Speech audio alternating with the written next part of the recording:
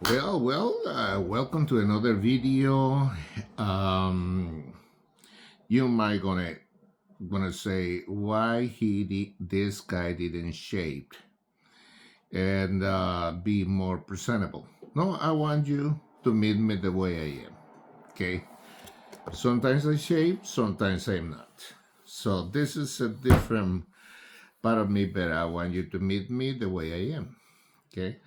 And so I'm going to continue talking about faith. It's a very, very important subject. In my previous video, I talked about faith, and I'm going to continue talking about faith. Okay. And so put a lot of attention because it's very important for you to live by faith, not by sight. Um, I'm going to talk about faith and the lack of faith, both. And so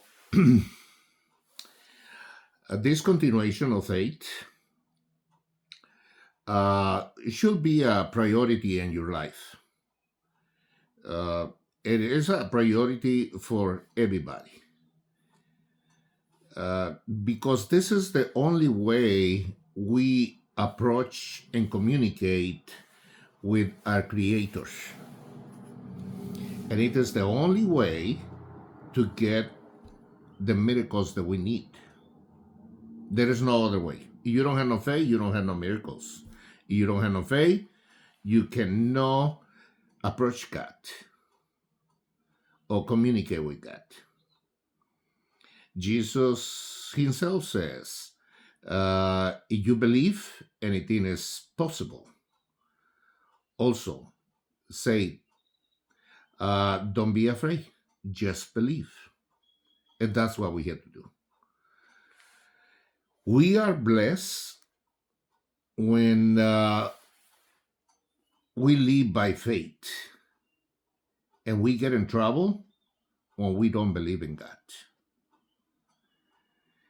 I'm going to tell you the stories in the Bible that you can see why I say what I say. Okay? The children of Israel, the Jewish people, were enslaved in Egypt for 400 years after Pharaoh uh, took them as a slave, and then Joseph died, and Moses tried to free them from the slavery because God told him. Pharaoh opposed to free them, and God sent the 10 plagues. You might be familiar with the 10 plagues of Egypt. The last one was about the death of the firstborn, and so Pharaoh let them go. From Egypt, and put attention what I'm going to say, from Egypt to the promised land of Canaan, there are about 200 to 250 miles.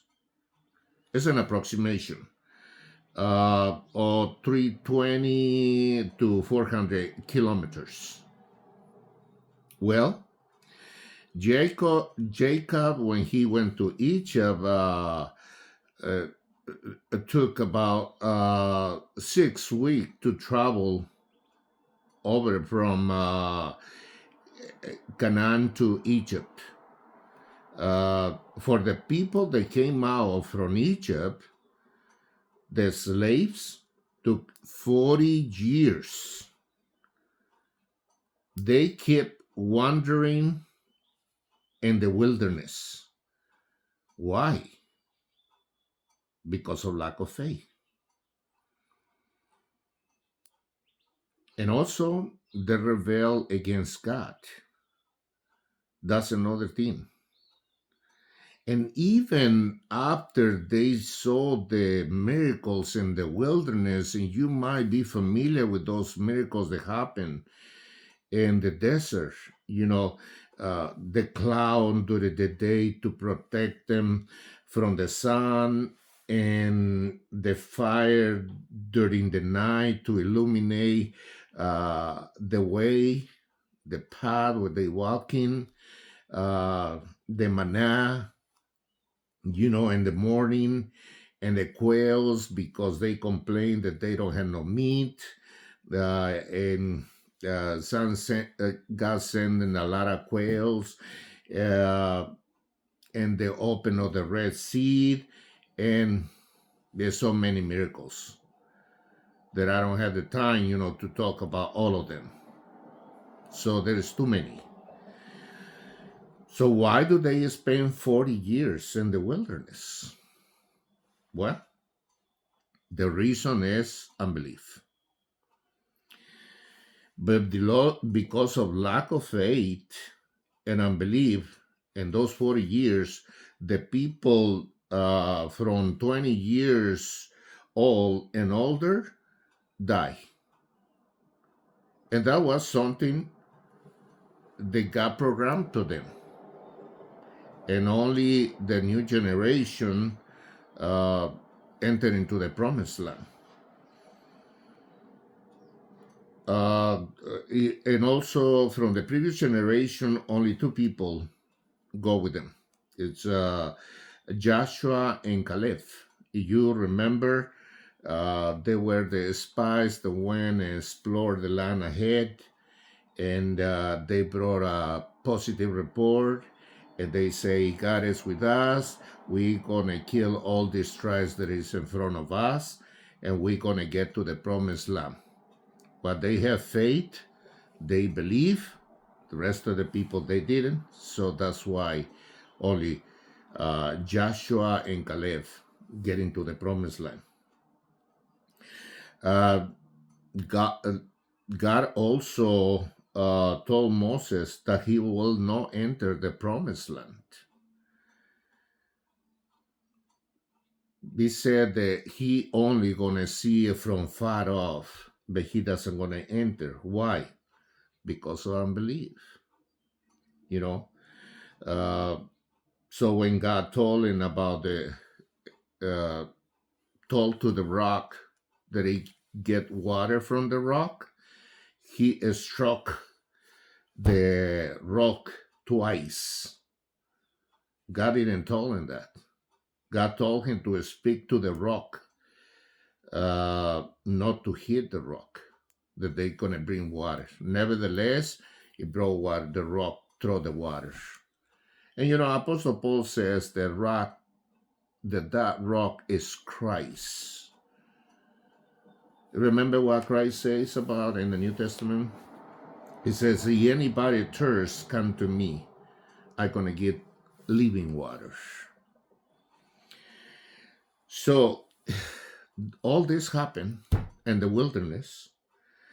In the book of Hebrews, in chapter 11, God describes some of the people that live by faith. And I'm going to mention some of them. Okay. I'm going to try the best I can to do it really quick. Okay. I don't want to be a big video because you're going to get tired to see my videos. First of all, Noah. I'm going to start with Noah. Noah built an ark to save the house from the flood. You remember that? And it didn't rain, but Noah believed God and built the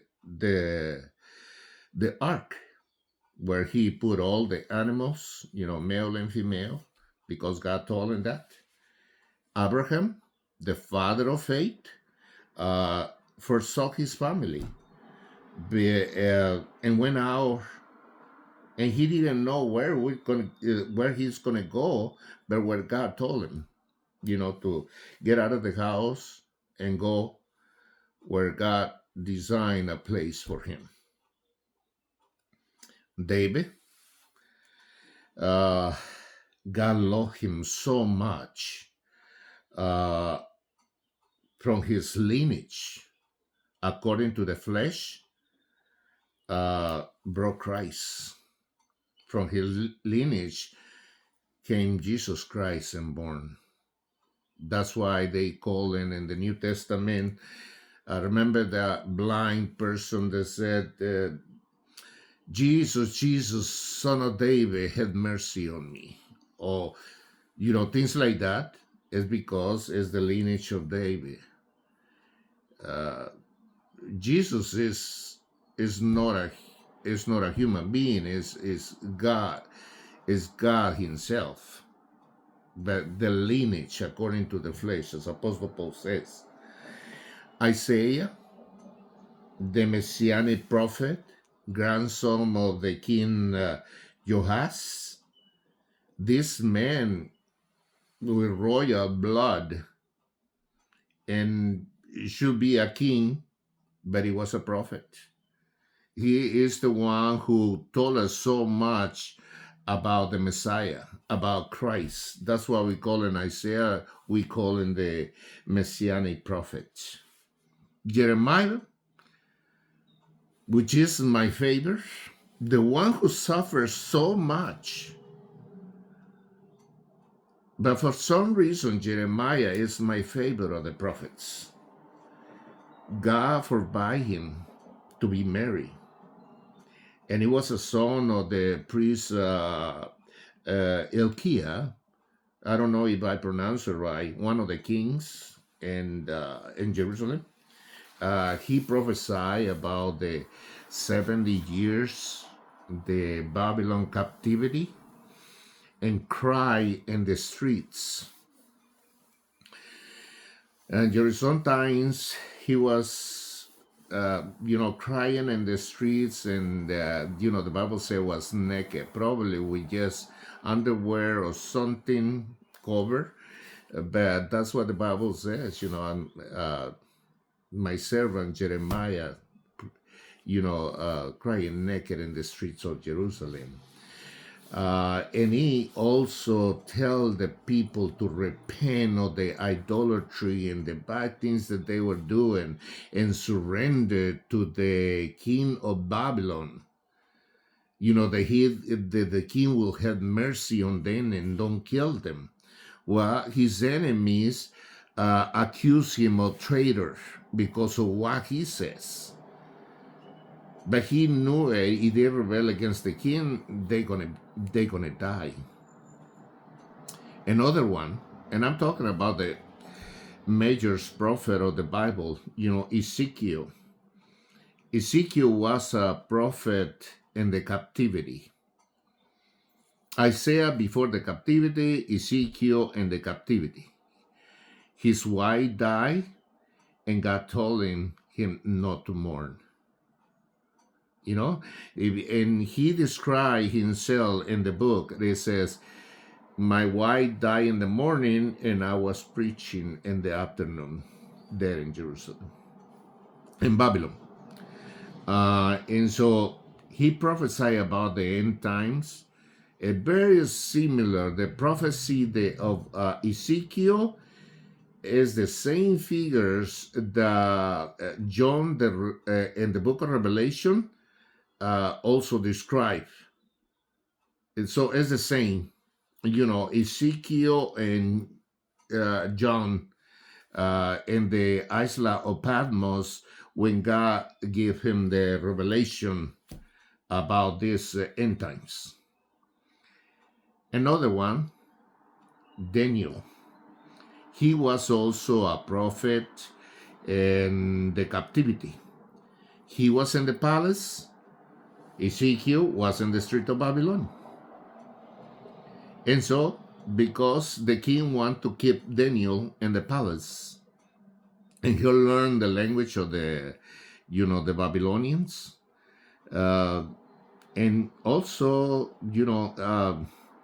because of his faith, he was thrown in the lion's den. You remember they threw him in the lion's den, and the lions didn't eat him. They didn't.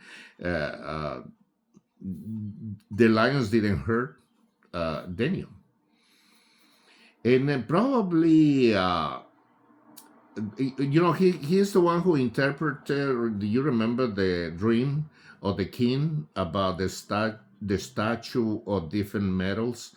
He's the one who interpreted that dream for the king, and probably also saw his friends Shadrach, Meshach, and Abednego, where they thrown them in the fiery furnace.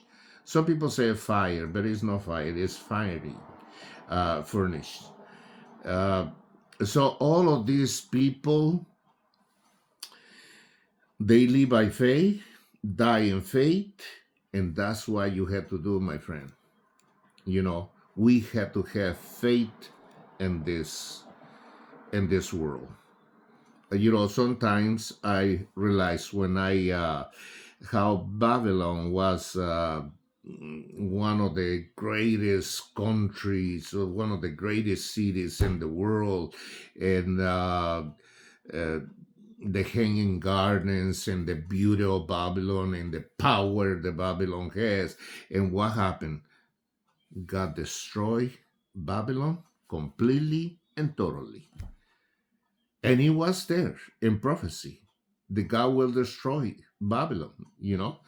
And so, the way can God do the same thing when they are arrogant? In this country where we're living in, you know, I'm happy to be in United States, but if we rebel against God and be pride about the things that we enjoy in this country, God can also make this country to be nothing. And the pride, especially the pride, you know, it's when I see the Congress and people, you know, how they boasting about this country. We are the United States of America, blah, blah, blah. No, that's wrong. You know, by the grace of God, we living in a good country, and the blessings of God that are still in this country. But we have to be very careful, you know, not to boast about the way we live in right now, because we live in better than in other nations. But anyway, I kind of shift from another subject. There you have it. Some of the people that live by faith, and why is extremely important to live by faith, my friend. You need that. And I hope that I can persuade you by these videos that I do that you will live by faith as I do. I don't trust in riches. I don't trust in nothing. I trust in the living God who made me to wake up every morning and go to work and enjoy life. And you do the same. And don't forget to subscribe to my channel to see all my videos. There are too many. And God bless you.